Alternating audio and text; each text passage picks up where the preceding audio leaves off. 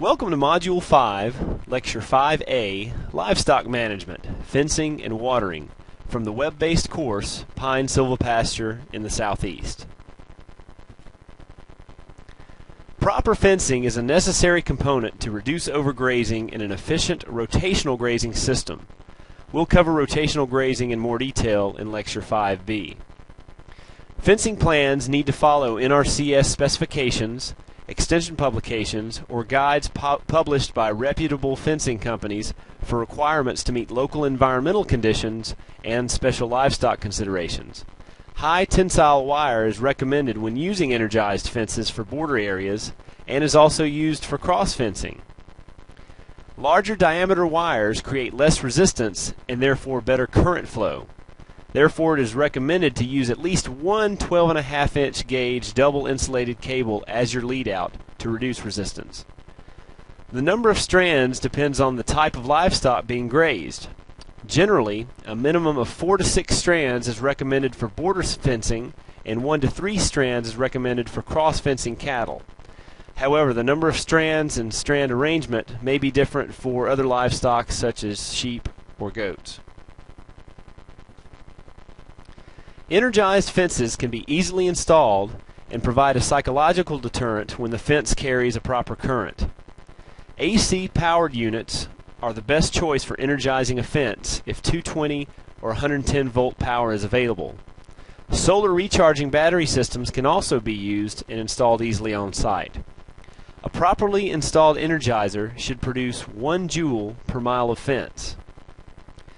To assure effective operation, the energized fence needs to be properly grounded with a minimum of 3 feet of ground rod per joule output.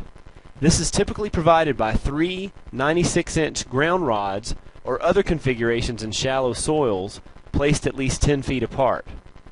They should also be protected from lightning by installing a surge protector at the power source, a lightning choke at the fence, and an additional ground rod every 3,000 feet of fence. Polywire or polytape is another tool, another fencing type that can be used for temporary or portable cross fencing to create smaller paddocks for intensive grazing or to allocate stockpiled pastures for winter grazing. Electrified polytape is very visible and easy to use for dividing a pasture. Polytape actually flutters in the wind, making it more visible and serving as a deterrent to livestock as well. Polywire and polytape fences are also easy to move. Paddocks can be easily established with energized polywire fencing and moved as needed when cattle are accustomed to the fencing. This enhances the manager's ability to more easily create grazing areas, move cattle from paddock to paddock, and provide optimum forage recovery periods. There are also a few simple tools that are extremely useful when using energized fencing as part of the grazing system. The tool known as a spinner. Before installing high tensile wire, acquire a spinner to reel out the wire without adding twists, which is a frustrating chore for anyone who's had to get rid of kinks or twists while trying to set up a fence. Inline switches are also wise investments to locate faults in fenced areas. By strategically locating switches, a landowner can save miles of walking when tracing electrical current using a voltmeter. Bungee gates are also easy to set up and make moving between paddocks much easier. Animals acquire water through drinking and from the moisture in the forage that they eat.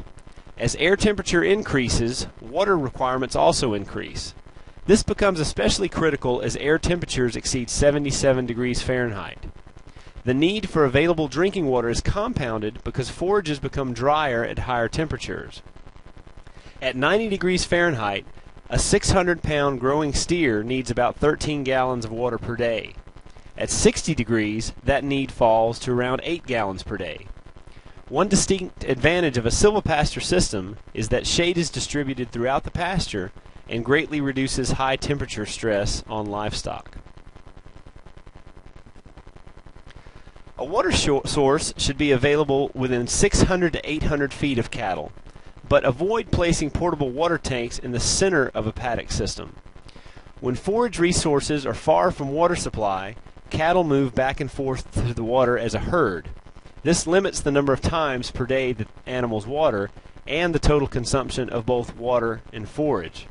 And a centrally located water source can result in compaction and erosion immediately surrounding the watering site.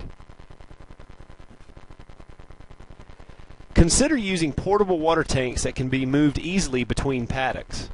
If installing permanent tanks, consider concrete tanks and tank covers. Heavy equipment tires are also a popular and durable choice.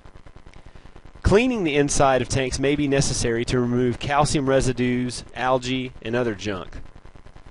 Water supply options for silvopasture also can include wells, creeks, ponds, spring developments, and even municipal or rural water systems.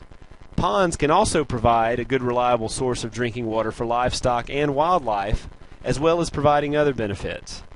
The pond's watershed should be protected from erosion and excess agricultural chemical or nutrient runoff so it can provide good clean water. This is not a problem in a well-managed silvopasture system. When water is close to forage, the herd's social structure keeps animals watering more frequently as individuals. This keeps the herd dispersed throughout the paddock and results in a greater portion of time spent grazing. Traveling long distances to water tends to promote overgrazing in areas closest to water and underutilization of forages which are located at greater distances from the water source. Overgrazing causes excessive compaction of the soil and has negative impacts on forage and tree production in a silvopasture system. In summary, over the years there have been many advances in livestock watering systems design and fencing materials that have made rotational grazing both convenient and more affordable. However, there are some special considerations that must be given to water and fencing in a silvopasture system to maintain productive pastures and to optimize livestock health. Welcome to Module 4, Lecture 4B, Canopy Management and Thinning, from the web-based course, Pine Silvopasture in the Southeast. Canopy management is an essential element of maintaining a productive silvopasture. While cool season grasses can thrive at higher canopy densities, i.e. more shade, warm season grasses require more sunlight. Even forage in silvopasture alleys can be affected by shade produced from the tree rows. Therefore, pruning and thinning play an important role in the production of high-quality forage. As the trees planted in a silvopasture system begin to grow, their canopies produce more shade. While pruning trees helps to open up the canopy, thinning is also necessary to maintain forage production and develop higher-quality timber. A 25% to 60% canopy is needed to sustain warm to cool season grasses. While some forage species will thrive in full sunlight, studies have shown that shade can actually increase the quality of many forages. A spherical densiometer is a tool used to measure and calculate canopy density, which is more accurate than eyeballing a site. The instrument has a convex mirror with intersecting lines that form a 24-point grid. Because the mirror is convex, it reflects the canopy overhead. To use a densiometer, hold it level in front of the body. You can count and record the number of grid squares that are more than 3/4 filled and divide this number by 24, which is the total number of grid squares, to calculate the percent coverage. Or, you can multiply the number of empty squares, those less than 1/4 filled, by 4.17 and subtract this number from 100 to give you the percentage of canopy cover. Multiple readings taken through random places throughout the stand can be averaged to get a canopy density percentage for the site or the particular plots you are estimating. Planting arrangement plus tree growth dictates the thinning schedule. When canopy closure begins to reach 50% per your densiometer readings, a thinning should be considered. Pines on good sites can typically be thinned when they reach 12 to 15 years. However, this depends on a number of factors: how the silvopasture was initially established, or if it was converted from an existing plantation, among other things. If trees were planted initially at 150 to 200 trees per acre, Only one thinning may be necessary well into the rotation, perhaps at the 20-year mark, to remove poles or saw or veneer quality logs and provide additional space for 10 more years of growth for the high quality saw logs that are left. Thinning may be needed every 5 to 7 years to remove the canopy, improve tree quality, and sustain forage production. If you are planning on converting an existing forest or pine plantation to a silvopasture, trees may be thinned to an optimal density for forage production.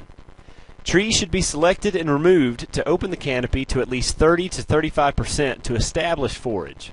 If the stand is under-thinned during this conversion, it may require an additional thinning within 5 years to sustain forages that may get shaded out as the canopy begins to close again.